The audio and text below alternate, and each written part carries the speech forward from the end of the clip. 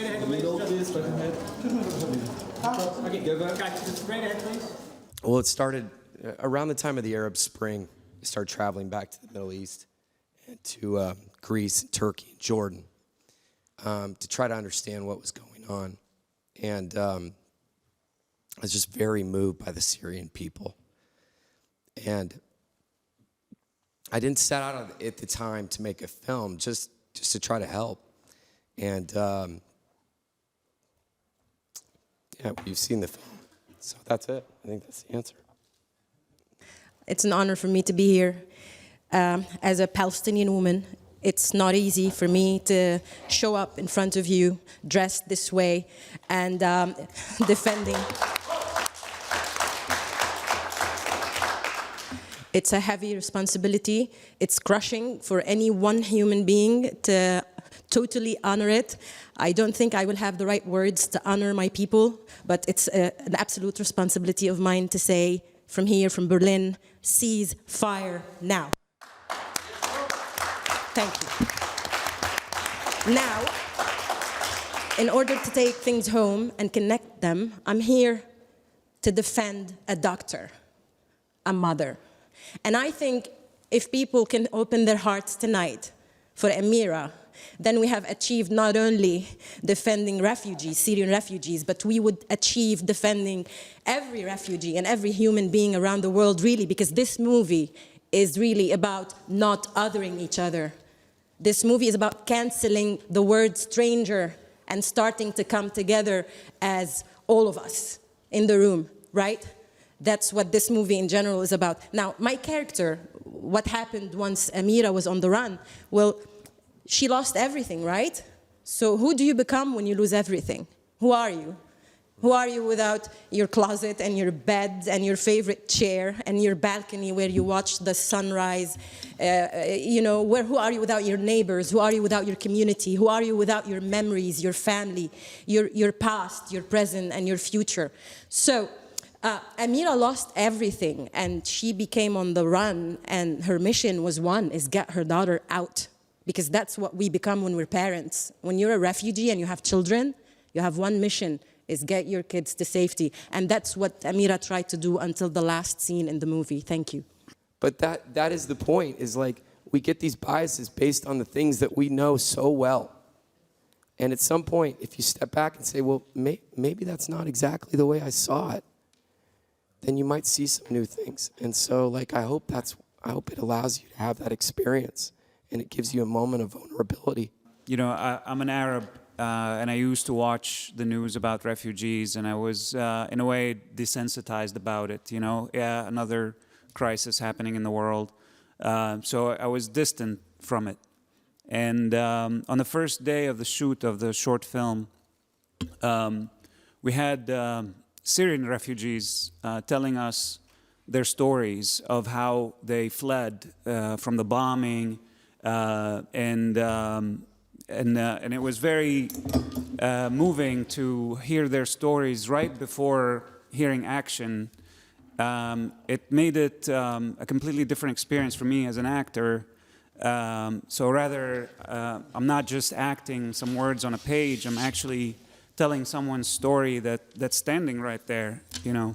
And we had the responsibility to honor their stories, and I understood the impact that crisis has on people beyond what you see on in the headlines and in the news. Well, I think if you take in particular the case of the smuggler, so like one of the things that I feel very strongly about in life is that like people are not like they're not as clear cut as we make them, not black and white. And if you look at someone you think of someone who's good, or who we say is good, they're not good all the time. If you look at someone who's bad, and the smuggler is certainly someone who is like the lowest of humankind. He's sending people to their death on a daily basis. I detest that fact. But he's not bad all the time. And he is someone who people love. You know, there are people who love bad people. Like, you can be a great person or you can be a terrible person. Your kid's probably still going to love you, you know. May at some point have to say, I can't be with what you do, but they're still going to love you. You're their dad. In his case, his son does not know what he does, you know, doesn't understand it. He just loves his dad for being his dad. Dad brings him cheeseburgers, plays video games with him, brushes his teeth. That's all he knows. So it's really, I think, like, in the smuggler's case, it's like stripping back the idea of like, you know everything about everyone, or we know everything about everyone. You know, my friend Jason down there always says, like, don't judge people on their bad days. You know, you don't judge them on their worst days. And I think, like, okay, like, he ends up where he ends up, right? Well, we're not sad for him. You know, like, we could probably say, in the world of justice, maybe he got what he deserves. But how do you feel about what his kid got? It's horrible for his kid. What happens to him? Right? Nobody's purely evil or purely good. I mean, I can think maybe of one or two people, but you know, we all have that internal, you know, contradiction, and you know, the character is written in this manner. And so I had the luck of having what, from my point of view, was the most interesting character to play as an actor because of that arc. So it was just a question of going with what was already available in the script and then following Brandt's unbelievable acting directions, and I won't go on about it because that's off topic right now. But he knows how to hit the nail in the head when it comes to bringing out something, to go back to what I was saying, truthful in the performance. You know, because obviously there's various takes, right? So you go in as an actor, you're doing the first take. Do I look good on this side? Is the light on me good? Oh my God, is it my good profile? And you know, and then obviously that doesn't work. And then he takes you to the side after he has what he needs. He takes you to the side and he gives you a little bit of a nugget of information, something personal, something consequential, something effective, and that brings out some moments of truth. I am born a refugee, a Palestinian refugee in Lebanon. And as a storyteller and artist, I can tell you the future of the world rely on our shoulders, because we are the ones who can tell the stories of the two sides of the world that can live together, because we have experienced it.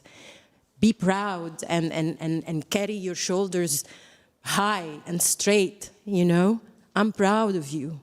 You represent the most noble kind of human being, the human being who loses everything and starts over, finds the courage to start over and rebuild and have a life and make life a revolution by itself, a statement. To be alive is the biggest statement, the most noble statement you can do. I'm very proud of you, and I'm very thankful that you're sitting in the room with us today.